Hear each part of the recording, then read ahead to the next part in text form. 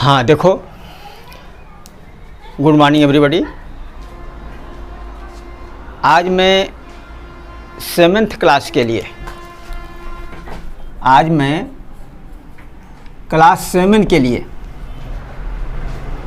SST का एक नया चैप्टर लेके आया हूँ जो सिविक से है। Legislature of state government, legislature of state government, ये चैप्टर है। देखो, जब बात लेजिस्लेचर की हो रही है, लेजिस्लेचर एक ऐसी बॉडी है जो संविधान बनाती है, जिसे हम लोग विधायिका भी कहते हैं। आज हम लोग उसी के बारे में पढ़ेंगे। तो लेजिस्लेचर 2 स्तरों पर होती है, एक यूनियन गवर्नमेंट सेंट्रल लेजिस्लेचर या यूनियन लेजिस्लेचर, दूसरी स्टेट गवर्नमेंट जो प्रांतों में होती है स्टेट लेजिस्लेचर। यूनियन लेजिस्लेचर में पार्लियामेंट होती है, संसद होती है। स्टेट लेजिस्लेचर में विधानसभा विधान परिषदें होती हैं। हमारे यहाँ इंडिया में पहले तो 29 स्टेट थे, लेकिन जम्मू कश्मीर में जब 370 धारा हटा दी गई तो उसका स्टेट का लेवल ख़त्म कर दिया गया। इस समय 28 स्टेट्स हैं, टोटल 28 स्टेट्स हैं। इन स्टेट्स की अपनी अपनी लेजिस्लेटिव असेंबलीज हैं। हर स्टेट में एक गवर्नर होता है जो काफ़ी पावरफुल होता है। उसके बाद लेजिस्लेटिव असेंबली होती है, जिसे हम लोग हिंदी में विधानसभा कहते हैं, लोअर हाउस भी कहा जाता है। इसके बाद अब मैंने विधानसभा की बात की तो कुछ स्टेट में विधान परिषद भी होती है। लेजिस्लेटिव असेंबली,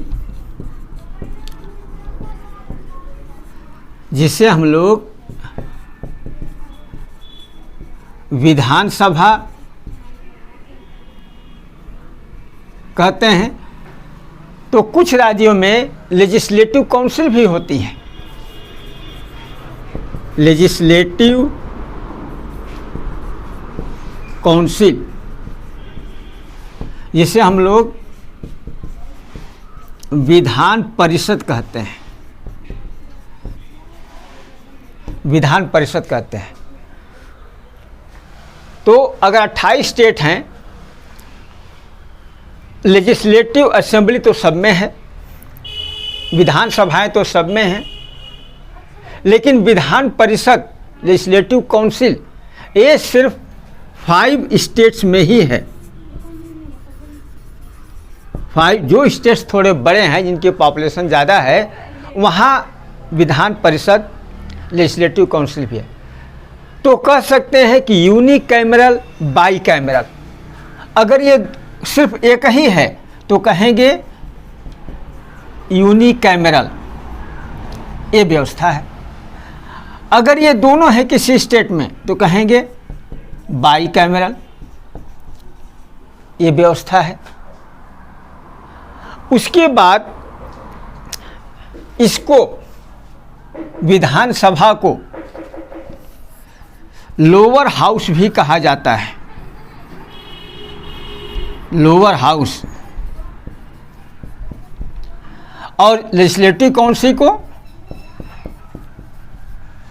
अपर हाउस ये भी कहा जाता है। अब लेजिस्लेटिव काउंसिल के लिए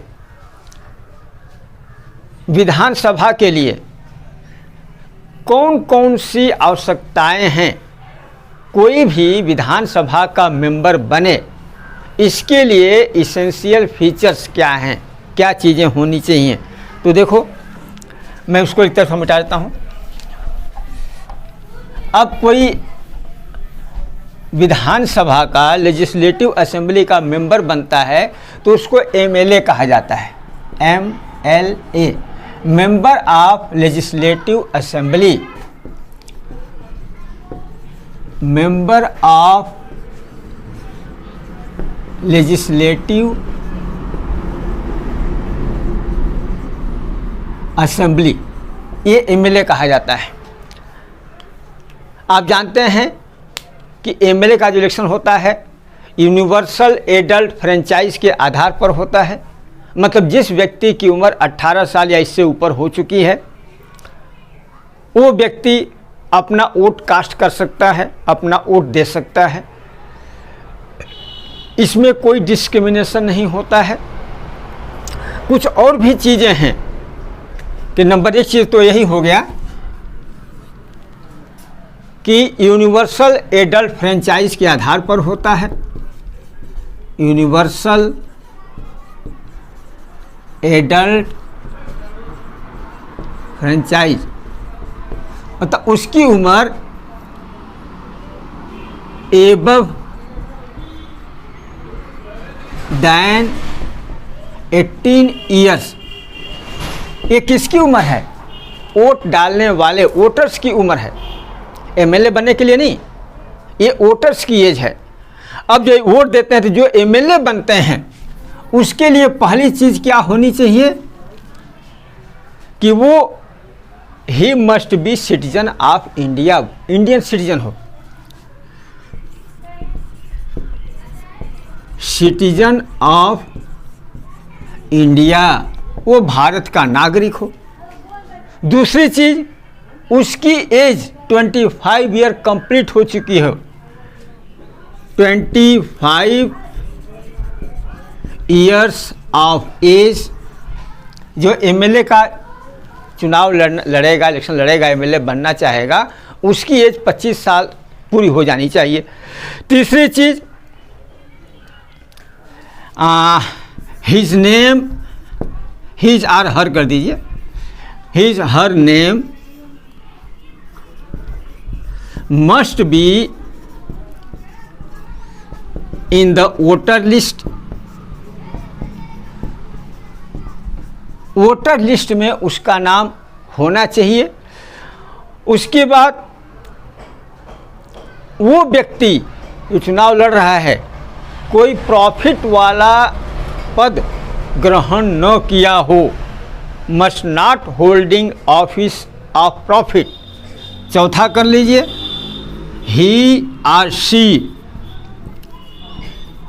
must not holding office of profit. और लास्ट कर लीजिए, वो गवर्नमेंट एम्प्लॉय न हो, गवर्नमेंट सर्विस में न हो। ही आर शी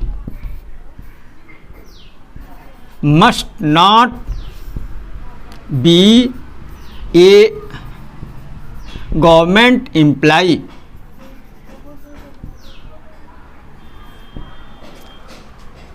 वो कोई सरकारी नौकरी भी नहीं करता हो, मतलब अगर हो कहीं तो उससे वो चुनाव से पहले, चुनाव में पार्टिसिपेट करने जाएगा उससे पहले उसको रिजाइन देना पड़ेगा। इतनी चीज़ समझ में आ गई। अब देखिए थोड़ा सा और आगे बढ़ा जाए। जो भी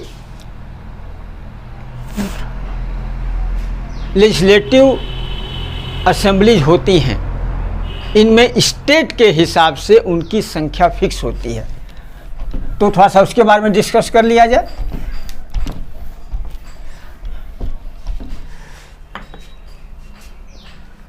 हमारे संविधान के अनुसार किसी भी स्टेट में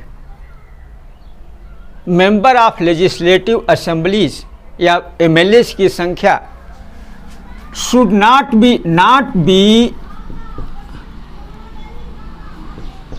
more than 500 and not be less than 60। किसी भी स्टेट में 500 से अधिक संख्या नहीं हो सकती सदस्यों की, 60 से कम नहीं हो सकती। लेकिन उत्तर प्रदेश में जो संख्या है इस समय यूपी में 403 है, 403 है संख्या। उत्तराखंड अलग हो गया है, उसके बाद भी 403 की संख्या है। गोवा एक ऐसा स्टेट है जिसमें सिर्फ 40 एमएलए मिला के लेजिस्लेटिव काउंसिल बनाए हैं। गोवा में सिर्फ 40 एमएलए हैं जो लेजिस्लेटिव काउंसिल बनाए हैं। अब देखिए इसके बाद इनमें जो गवर्नर है, वो गवर्नर, हर राज्य में जो गवर्नर होता है, राज्यपाल होता है, किसी एक एंग्लो इंडियन कम्युनिटी से एक आदमी को अपॉइंट कर सकता है। Governor can appoint one member from Anglo Indian community. अगर इनका कोई प्रतिनिधित्व तो नहीं है, अगर इनका कोई मेंबर चुन के नहीं आए हैं विधानसभा में डायरेक्ट, तो गवर्नर किसी एक आदमी को इस सोसाइटी से, एंग्लो इंडियन कम्युनिटी से एक आदमी को चुन सकता है। ठीक है। अब देखिए टेन्योर क्या है। ये जो लेजिस्लेटिव असेंबलीज हैं इनका कितने साल तक ये रह सकती हैं, तो इनका जो टेन्योर है वो 5 ईयर्स का है, जिसको हम लोग कार्यकाल कहते हैं। 5 ईयर्स, 5 साल का। एक बार अगर चुनी जाती हैं तो 5 साल तक ये रह सकती हैं। लेकिन राष्ट्रपति चाहे कोई संवैधानिक इमरजेंसी आ जाए, कोई चीज़ हो जाए, सरकार ठीक से काम नहीं कर रही है, तो राज्यपाल ऐसी सरकार को बर्खास्त भी कर सकता है 5 साल से पहले। या कोई कॉन्स्टिट्यूशनल इमरजेंसी हो तो ऐसे मिटा दें।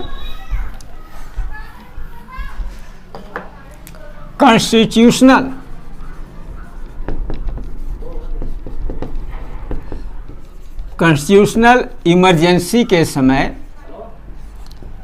प्रेसिडेंट लेजिस्लेटिव असेंबली को डिसॉल्व कर सकता है, डिसॉल्व कर सकता है, सरकार को बर्खास्त कर सकता है। और ये किसमें है? संविधान के आर्टिकल 356 में ये व्यवस्था दी गई है। ठीक है। एक और व्यवस्था है अंडर आर्टिकल 352। इसमें क्या व्यवस्था है? अगर कोई ऐसा पीरियड आ जाए, नेशनल इमरजेंसी का कोई पीरियड हो, राष्ट्रीय आपदा का कोई समय हो, कोई ऐसी इमरजेंसी आ जाए, तो उसमें अगर पार्लियामेंट चाहे, पार्लियामेंट उस स्टेट की लेजिस्लेटिव असेंबली का कार्यकाल 1 साल तक बढ़ा सकती है। 1 year can extend to 1 year, ये बढ़ा सकती है आर्टिकल 352 के अंतर्गत। और अब देखिए इसके आगे क्या होता है। 2 चीज़ें तो हो गई। अब थोड़ा सा इसके आगे और थोड़ा सा डिस्कस कर लेते हैं। विधानसभा में या लेजिस्लेटिव असेंबली में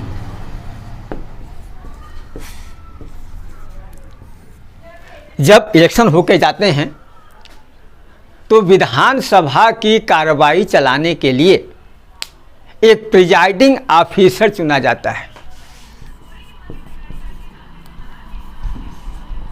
प्रिजाइडिंग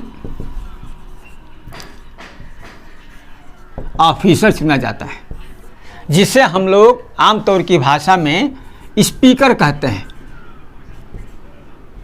स्पीकर विधानसभा अध्यक्ष कहा जाता है। ये स्पीकर क्या करता है?